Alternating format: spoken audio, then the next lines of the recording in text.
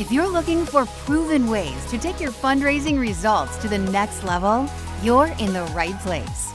Welcome to the Intentional Fundraiser podcast, hosted by Tammy Zonker. Tammy has trained and led thousands of nonprofit organizations to collectively raise more than $500 million and is also recognized as one of America's top 20 fundraising experts. This is the podcast where Tammy equips and empowers amazing fundraising pros like you to transform your fundraising so you can transform the world. And now, let's hear from Tammy.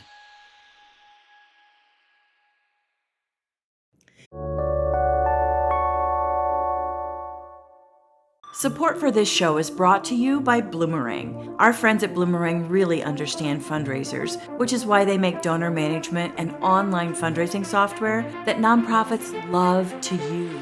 To learn more and to join them in their vision of building a world inspired by giving, head over to bloomerang.com/intentional-fundraiser.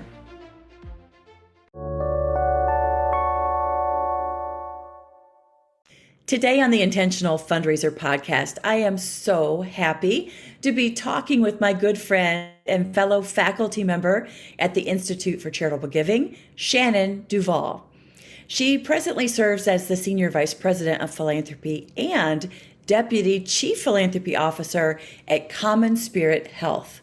CommonSpirit is the nation's largest nonprofit health system, delivering clinical excellence across a system of 140 hospitals and more than 1,000 care sites in 21 states here in the U.S. Shannon's career has spanned fundraising roles within academic medicine, a national health charity, and community-based care before becoming a leader at CommonSpirit. Shannon holds an undergraduate degree from Luther College, where she now serves on the Board of Trustees. She has a master's degree in higher education administration from Indiana University and a master's of jurisprudence in healthcare law from Drake University Law School. She's a real smarty.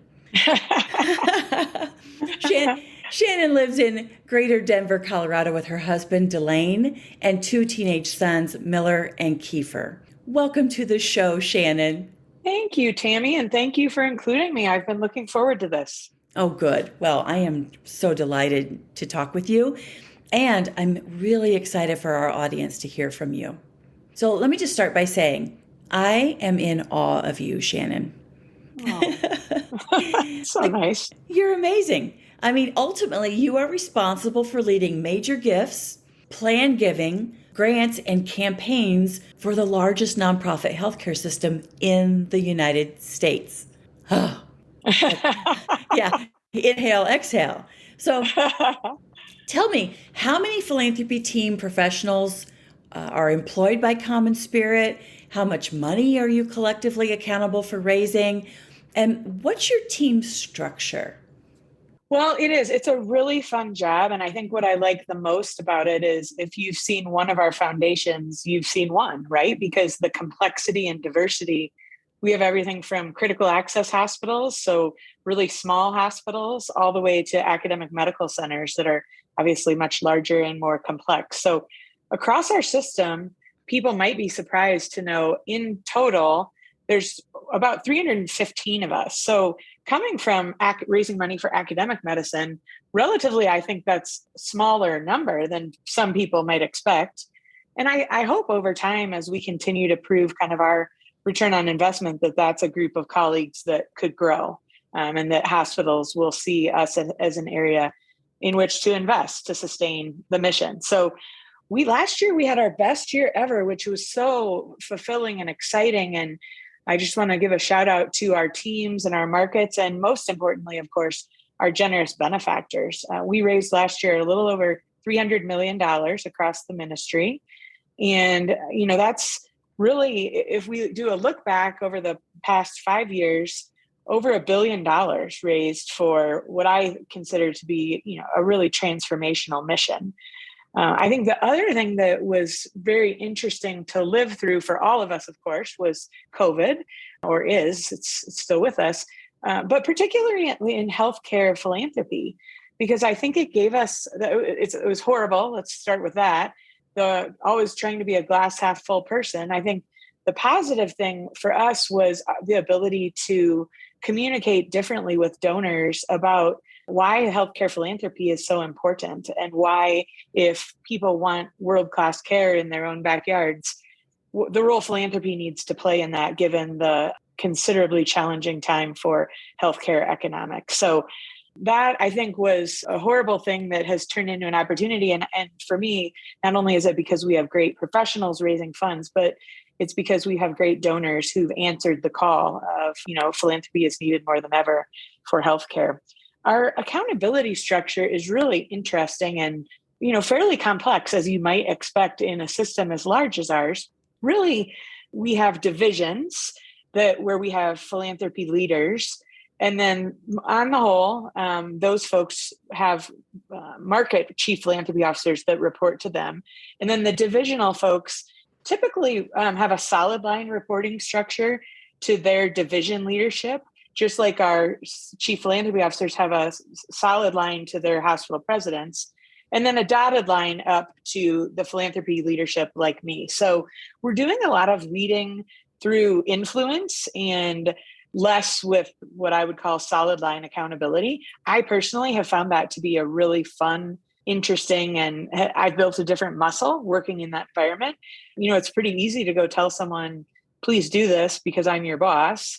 It's harder, and I think more challenging and fun, to go and say, hey, here's a value proposition I think we can help bring to your market to help you increase results and impact.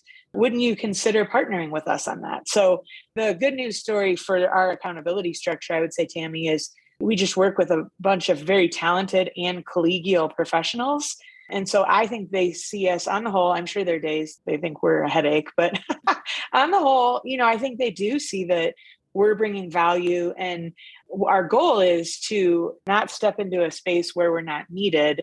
We're trying to come in and add value, and such that 140 hospitals and 83 fundraising entities don't have to reinvent the wheel every time. So that does that help? Is there any other follow-up questions? Yes. You just said so much. So I do want to unpack a bit of that. Okay. So the first thing that I kind of want to unpack is, when you were just acknowledging so beautifully your donors, and how a pandemic world created new opportunities to engage them, to make a case that was both next level, compelling, and urgent. A lot of times when I talk with chief development officers, chief advancement officers, major gift officers, through the pandemic, they've said, I'm having a really hard time connecting with my donors. Mm-hmm. Right? So getting access, people may or may not like Zoom or a good old-fashioned phone call, or maybe we as fundraisers are the ones who aren't as comfortable with those tools. We're much more comfortable face-to-face.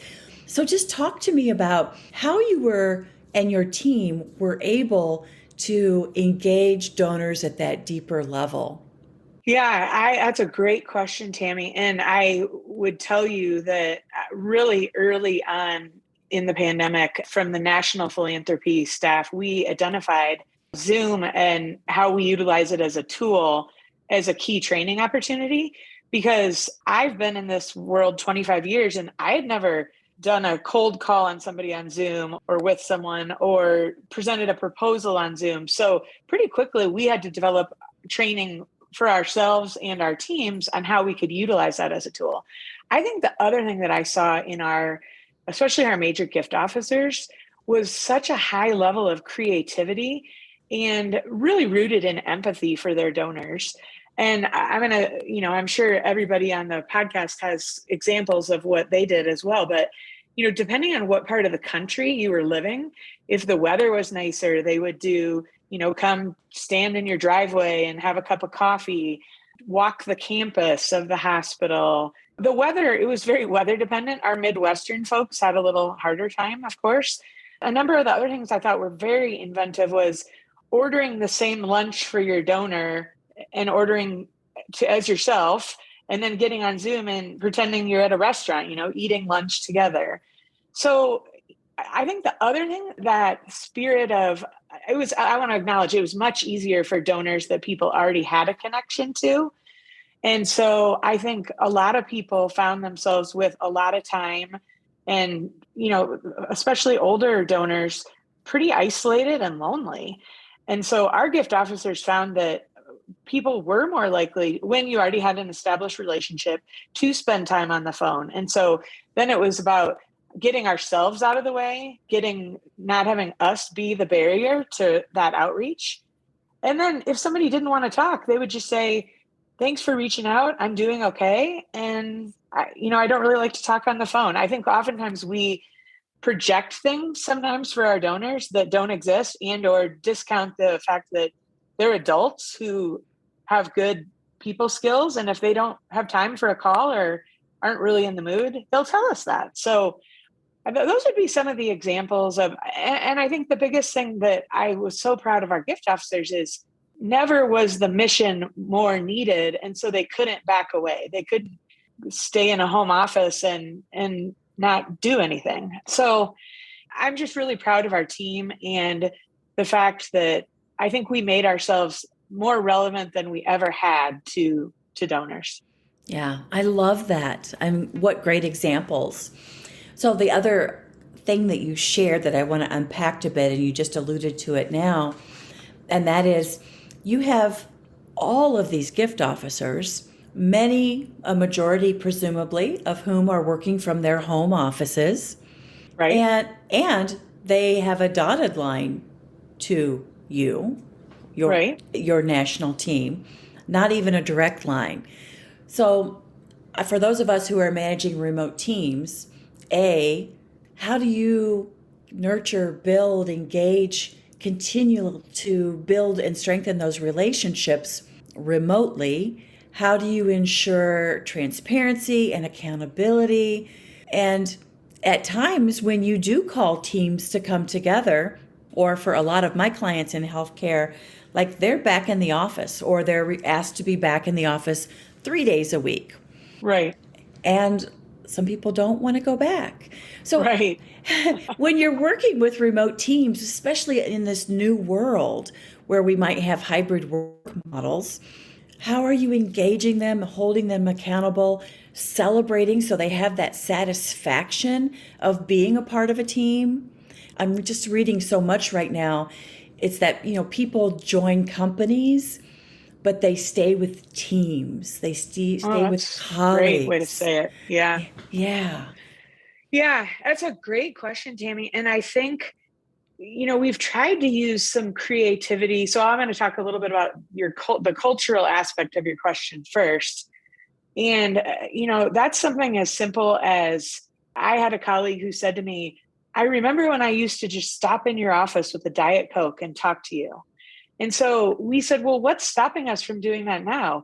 So instead of always having Zooms on our calendar, we would Zoom call, just drop in on somebody and say at the outset, I'm not here to talk about work. I'm here to see how you're doing and have a cup of coffee with you, And so that has kind of taken fire in our culture of how we can intentionally create those moments of intersection that used to happen, at the water cooler. One of our communications leaders did the coolest thing, I thought.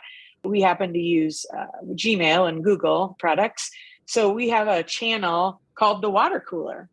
And you're not allowed to put anything on there that's work related. It's all, here's my son's first day of school. Here's a German chocolate cake I baked. Here's, fun celebrations. And that sounds maybe, even as I say it, a little silly, but that has captured, because the other thing to remember or maybe your listeners don't know this, being a part of a national health system, even if we went to the office, there's at least 3/4 of the people I wouldn't see because they're in California or Nevada.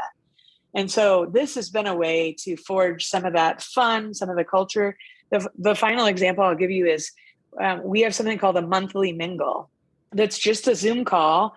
And usually there's a theme, like we play Jeopardy, or, it's not just come and talk about what movie or book you read, but movie you saw or book you read. But it is once again, it's an hour a month where people don't talk about work. They have fun together.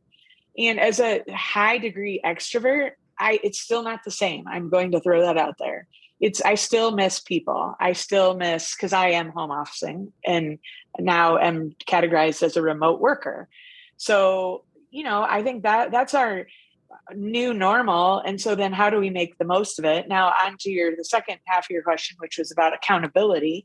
I think the way we've tried to do that, and it would probably be a better question for one of our gift officers, but is through, as you use the word, transparency. I think that from the first day I was a baby fundraiser in raising money for a college of medicine, we showed up at our prospect management meetings and it was all there, right? You could tell what someone was working on.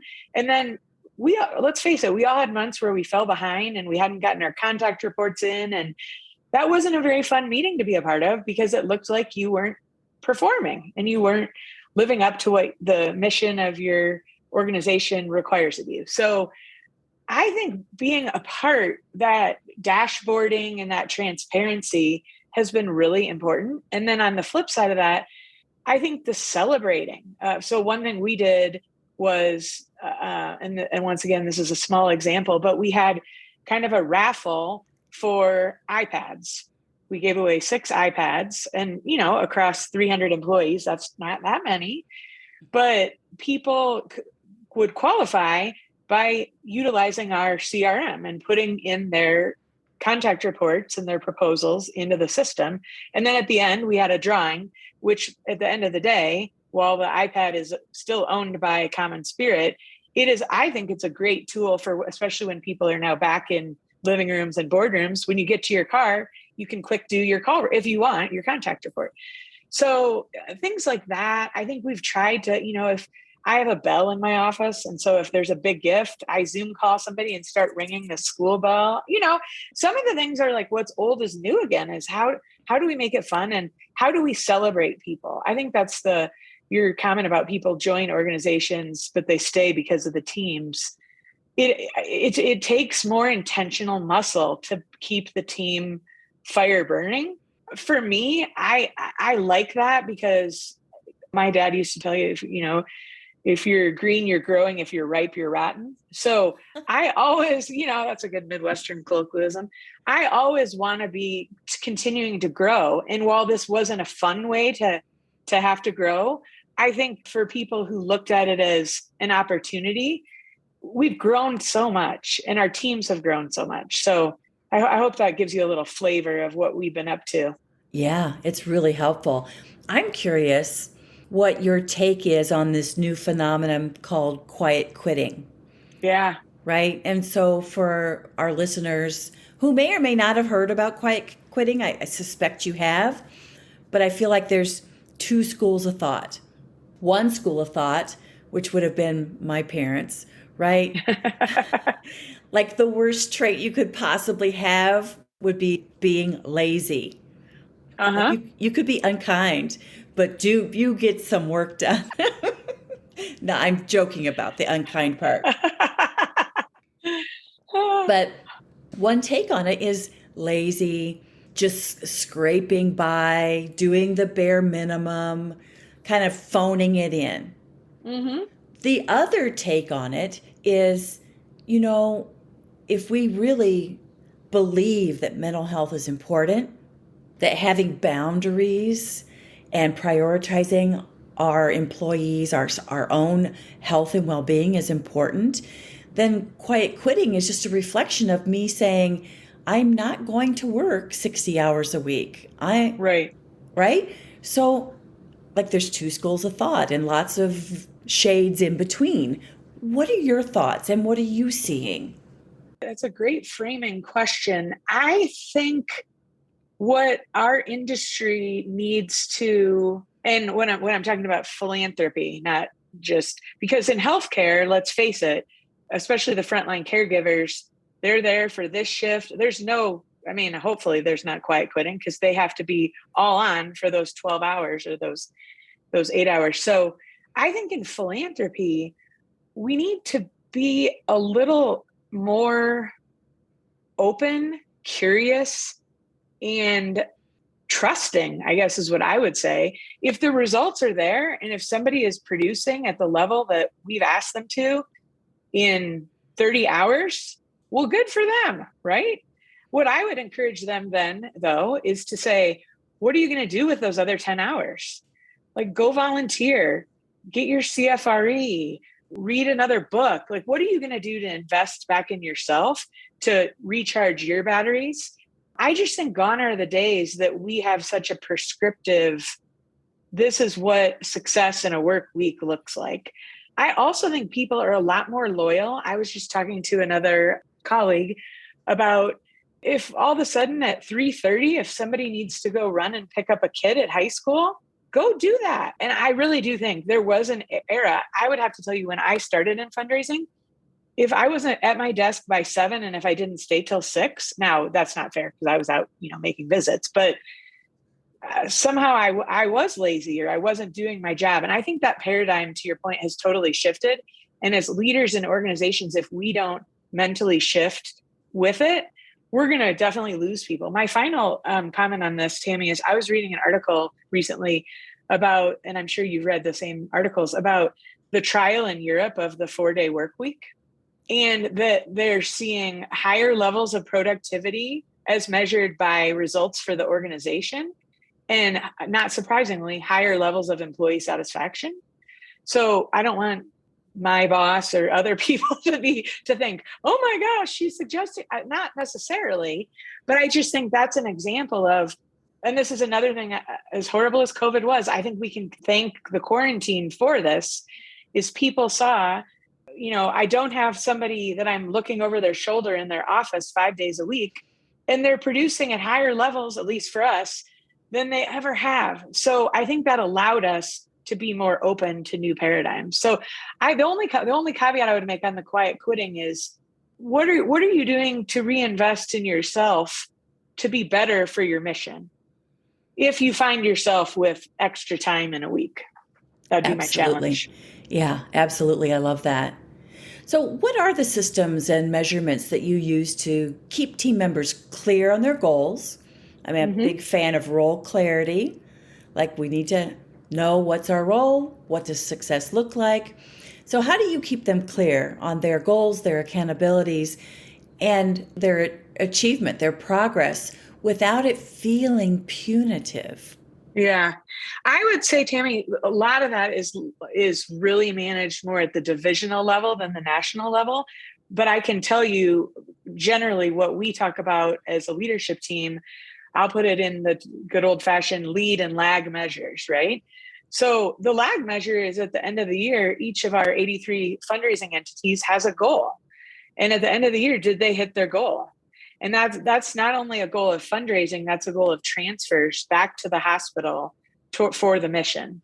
So how are we utilizing philanthropy and what has been built over the years to help with the sustainability of the mission, particularly given the challenging economic times in healthcare?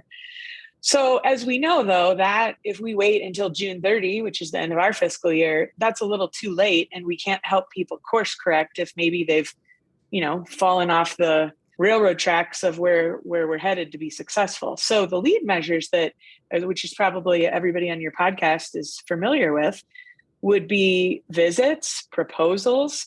I like to look at, and I know our division leaders do too, a kind of a conversion rate to say, okay, how many proposals that are being presented versus funded? Because oftentimes, particularly in emerging major gift officers, I find that's where some of the richest coaching can go on, is to say, hey, maybe we're either going to the wrong person with the wrong proposal or the wrong amount.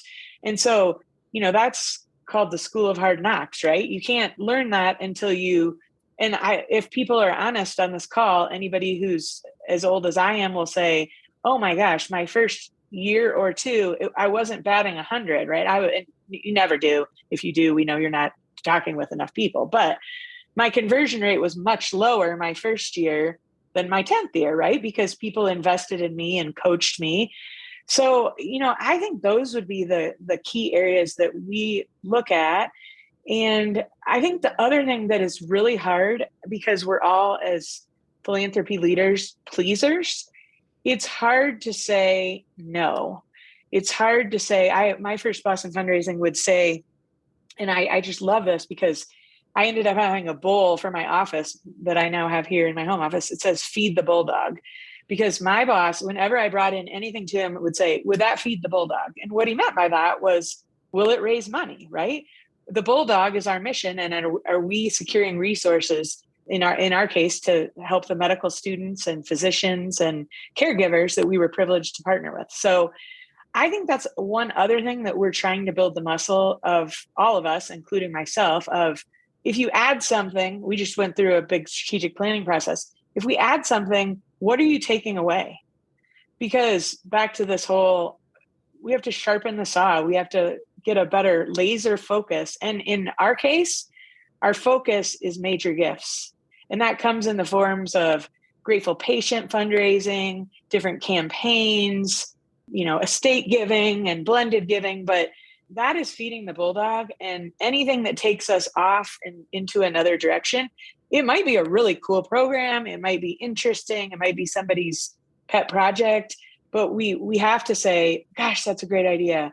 The other thing that my first boss in fundraising did, I had a colleague who was a little more, how shall I say it, entrepreneurial than me. I was more like by the book, like I'm going to raise money. He would come up with and so my boss, which now looking back 25 years later, I don't know if this was good or not, but bought him a notebook and said, anytime you have an entrepreneurial idea like that, write it in the notebook and we'll come back to it. But for now, what I need you to do, because we were in a campaign. Now what I need to do is raise money for the campaign. So it wasn't like, that's a silly idea, throw it away. It was, let's memorialize that and come back to it. So I guess that'd be the other thing, Tammy, in the transparency zone of, we have to be honest with ourselves and our colleagues that we just can't do it all. And we have to focus on the highest return on investment activities. Yeah, I totally agree with that. And I think so often, because we are people pleasers, it's not just our boss that might come to us with, another thing. It can be a donor. 100%.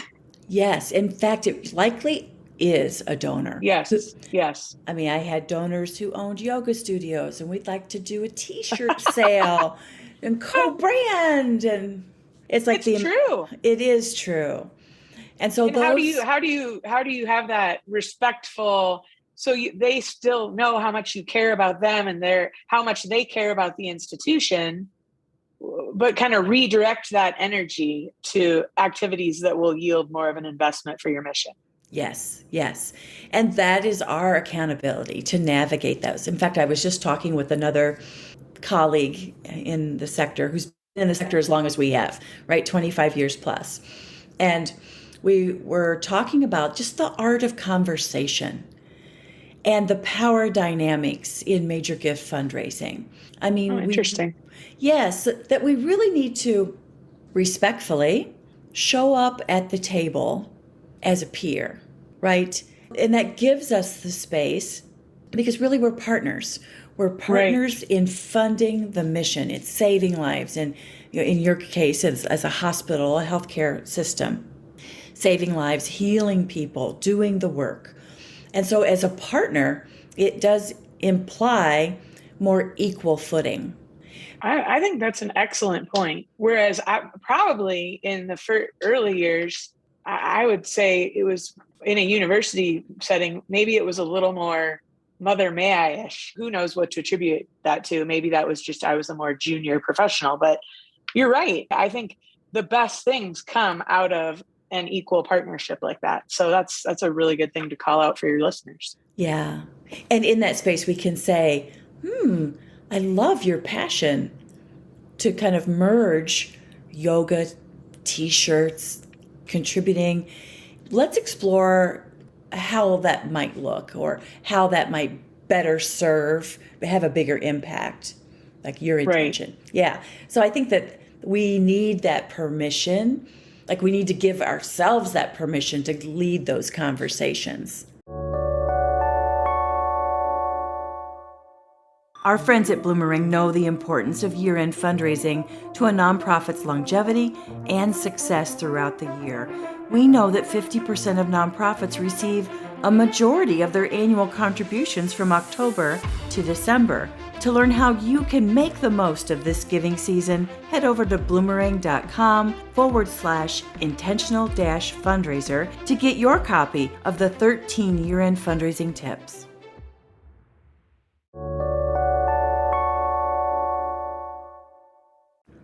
Yeah, I also think something that I wish I would have known a while in the beginning is, particularly business people, I would encourage your listeners, if they're in their more, formative years of their career, know your numbers, know your balance sheet, because if you're talking to a business person and you say, oh yeah, we could do that special event and, that'd be 50 cents on the dollar, or we could focus on major gifts and that, that's going to be 4 to 7 cents. They think, yes, okay, let's do that.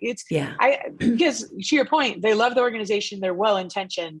As an equal partner at the table, but with professional knowledge they don't have, it's our job to be able to help them understand why focusing on these other activities is critical for the mission. Yeah. And I really do think that we need to lead those conversations and share. Yes, we're storytellers, but we also need to share our expertise about the profession, the return on investment for different fundraising activities. Otherwise, the nonprofit sector can be viewed as the less than sector. Right. That's a great point. Yeah. And it makes it hard to attract talent. It makes it hard to recruit board members or to really position board members as accountable for governance and fiduciary accountability versus thinking, oh, I need to come in and get deeply involved in operations because these are good-hearted, maybe not expert knowledge level people who work at nonprofits. Absolutely.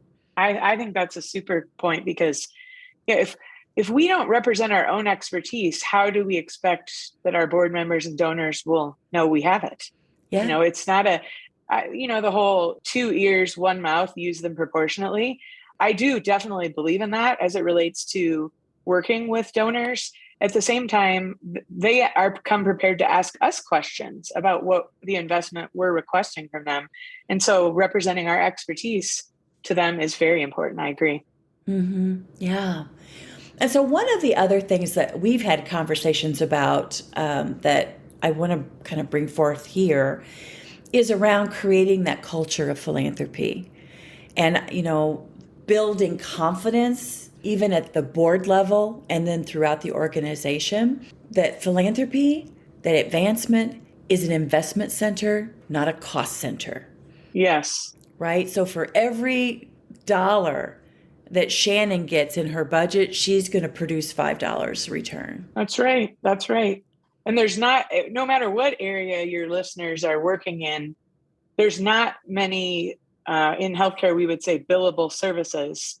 I would say there aren't any that could produce that level of ROI at this time. And that's not their fault. It's the way the economics have changed. And so you're right. I think that's another thing, Tammy, that is challenging right now for leaders is that incongruence of growing and shrinking, especially where we happen to be a Catholic faith-based health system, and there's an ethic of equity and fairness.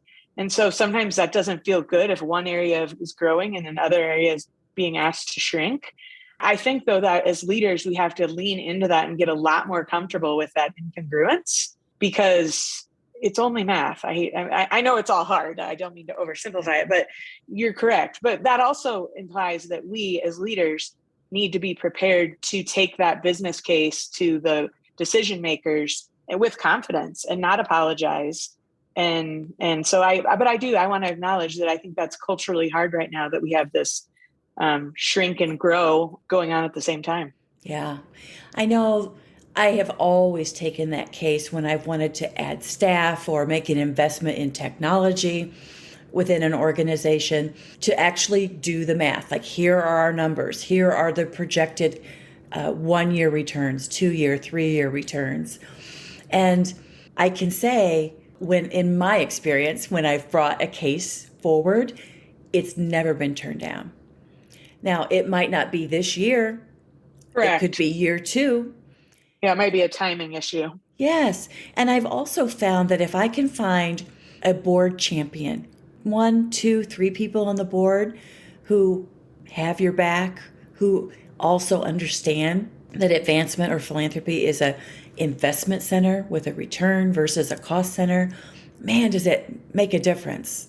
That's so true. That's so true, Tammy. And I think we will be surprised, at least in my observation, how many of our colleagues haven't developed that skill set of, I mean, you kind of have to act like you're a franchisee of, I mean, I know that sounds horrible, but if you want an investment in the franchise, you have to build that business plan. And I think some of the people, at least that I've observed, go in a little less prepared, shall we say. And I need another major gift officer. Great. Show me, the Missouri state, show me. So I think that exercise you just discussed of developing the business plan and then getting key supporters in lockstep with you is critical. And I would just encourage your listeners to, if they haven't done that before, that you're a great resource. And there's lots of other good resources that they could build those skills if they haven't done it yet. Yeah, absolutely. And it's so, for a long time we've said, advancement, make friends with the marketing folks, right? Yeah.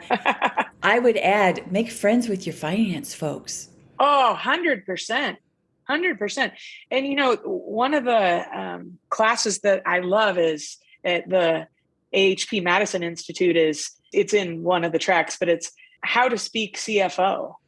Because if we have a different language, right? And it's complementary, but it's imperative to us to speak CFO. And then what I've learned is boards, donors, everybody has, back to your professionalism comment, a lot more respect for you because you're showing up like a CEO.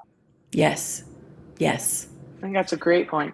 Yeah. And so I just encourage, I've talked to so many groups and they're like, we need more staff. We need this. We need that. And I can't get it approved. And really, to your point, act like an owner. That's right.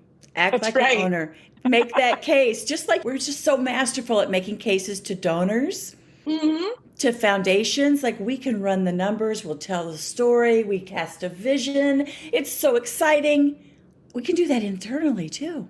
That's such a great point. That's exactly right. So just remember to do exactly what you do so well to the external public, to your internal colleagues. Absolutely. I love it. So, you know what? It's fourth quarter. Now's the time. Woo-hoo! Let's do it. Let's do it. All right. So talk to me about the future of fundraising and what type of innovations you're exploring at CommonSpirit. Some of the innovations that I'm the most excited about maybe won't seem too innovative to your audience, but I do think this technology of Zoom is here to stay. And how do we continue to build a skill set to maximize its use, not lose connectivity with people who are dear to us and our institutions, but we've in the past 2 years, we've had gift officers close a $10 million gift on Zoom, a $15 million gift on Zoom, and then of course, $10,000. So depending on the size of your organization, I'm going to project something that at the beginning of quarantine, I was really worried if especially older donors would take to this technology. And now all generalizations are false, but on the whole, our people have loved it. And in fact, the hybridization of, we just had a donor in Phoenix who said, could I do, the proposal was in person, but could we finalize the details of the gift agreement on Zoom? Because to come to the hospital, it's a 40-minute drive each way for that person.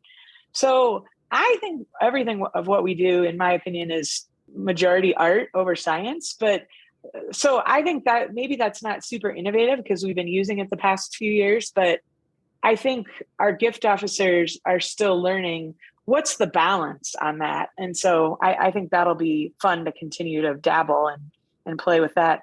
I think in our system, this is maybe less about a fundraising tool, but more about how we move upstream and thinking about what keeps people healthy. And so, not gone are the days that we're just simply thinking about raising money for bricks and mortar. we're talking about social determinants of health and screening in clinics about, do you have food? Do you have a safe place to live? Do you have electricity? Because what we know is 75% of someone's health is outside of a clinical setting. So if we're only looking at 25%, our patients are never going to be healthy. So I think that's exciting to think about in innovation of how can philanthropy be a catalyst for greater health in our country. Our health system impacts 1 out of every 4 Americans. And so I'm excited about how philanthropy, we can partner with our community health colleagues to really move upstream and transform what health looks like. That's super exciting. And then I guess the last thing that I think will be fun in my role to help support and work on is, historically in a health system, there's been maybe more parallel path activities, meaning each of our markets are raising money for their communities that they're serving.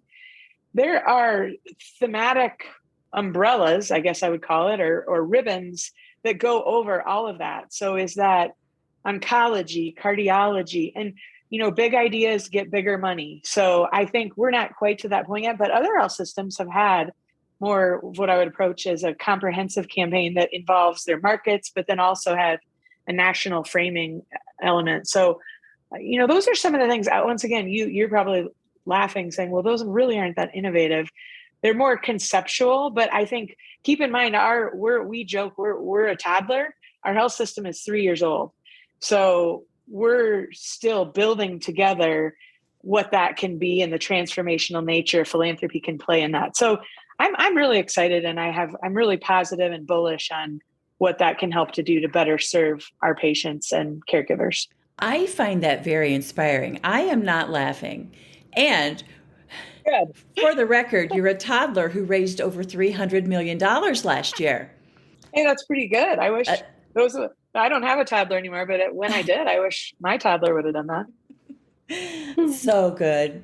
So Shannon, as we start to wrap up, what advice do you have for small and large shop fundraising teams alike in terms of galvanizing them, bringing them together to really get to like that next level?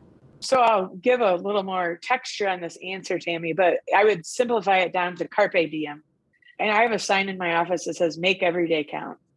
And so no matter if you're a shop of 1 or a shop of 100, what are you doing today to advance and grow so that you can best support your mission and best serve your donors? Because that's what they want to do, right? They want to be able to have transformational impact through their generosity. So I think there's always the opportunity, and we all have those days where, you're like, I need just a little more to turn the corner. I think if you just hear that carpe diem in your head, I think whatever that means for you based on the size of your shop or the mission you're representing, just put one foot in front of the other. And that creates a momentum that you don't have, as we all know, if you're kind of just hung up on what to do next. So just carpe diem. Carpe diem. Beautiful. At the end of each episode, I like to ask a few rapid fire questions to provide even more insight and value for our listeners. Are you game? I'm game. Let's do it. All right. First question. What's the best fundraising advice you've ever received? Don't make decisions for your donors. Present the opportunity. Love it. What book do you recommend to our audience and why? So a really good friend of mine gave me this book called The Boy, the Mole, the Fox, and the Horse. And it's by Charlie Mackery. And really, it's good if you're 7 years old. It's good if you're 70. And I won't spoil the book. It's beautifully visually, and there's wonderful kernels of wisdom. So I picked 3 quick selected pearls of wisdom for you all today. One is ask for help and refuse to give up. The second one is know you are enough. And the third one is know that you are important to the world and to your mission that you're representing, and you bring gifts no one else can. So check it out. The Boy, the Mole, the Fox, and the Horse. We will include a link to that in our show notes. Okay, great. Yeah, you definitely teared me up. Thanks.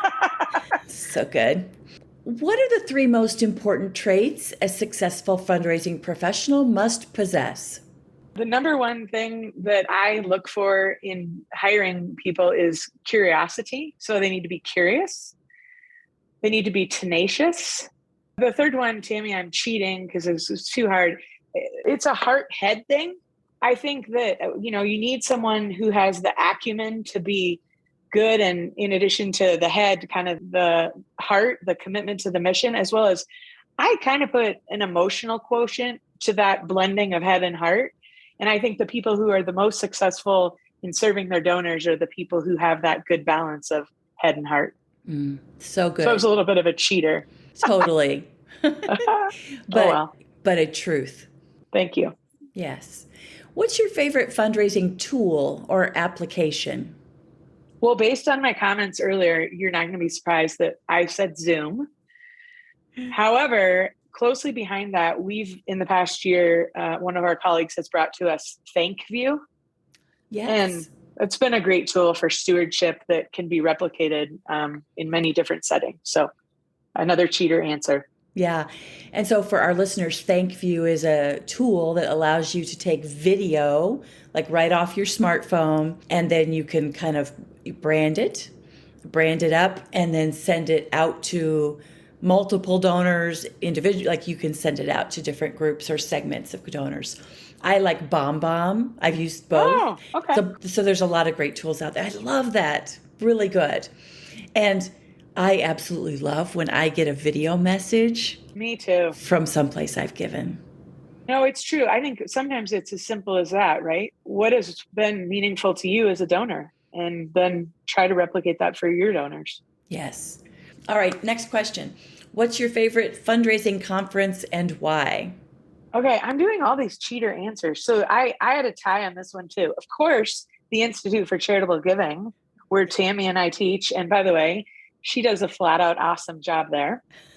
And Thank you. And then closely linked to that, I've had the pleasure of serving as the chair of the Association for Healthcare Philanthropy Madison Institute for the last 3 years, and I've been on faculty since 2016 there. So I chose them both because, Madison is a week-long immersive experience.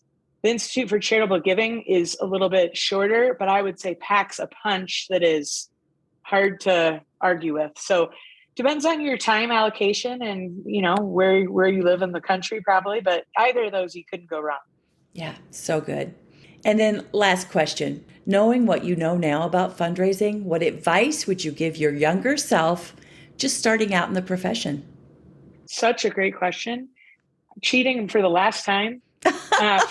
First thing would be fake it till you make it. I thought I had to have it all figured out and just, back to that forward motion and go do it. Surround yourself with great mentors, and like the boy, the mole, the fox, and the horse, ask for help. I think especially as a young female executive, I felt like I had to have it all figured out and I couldn't ask for help. And that was just foolhardy. So, and the second one is closely linked. Perfection is the enemy of progress. Don't wait till you think you have it all figured out.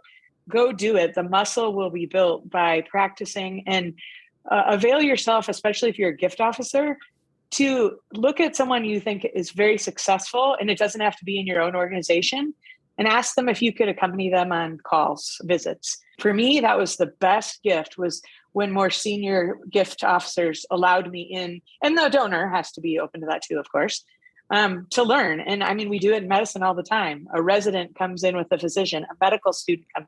So be a student of the game and don't think you have to have it all figured out. Really good. Thank you for joining us, Shannon. You're, as I said at the top of the show, you're amazing. Oh, thank you, Tammy. The feeling is mutual, and thank you for including me. And I hope your listeners got a few kernels of knowledge from our dialogue. Yeah, I'm sure there was loads of value and probably pages of notes. If you want to learn more about Shannon Duval or follow her on social media, we've included links to her LinkedIn handle in the show notes, as well as a link to check out the remarkable work being done at CommonSpirit. Thanks for listening to this episode of the Intentional Fundraiser podcast with me, Tammy Zonker, and keep on transforming your fundraising so you can transform the world. Thank you to our friends at Bloomerang for supporting this episode. Learn why fundraisers love using Bloomerang and grab your copy of the 13 Year-End Fundraising Tips ebook at bloomerang.com/intentional-fundraiser. The link is in the show notes.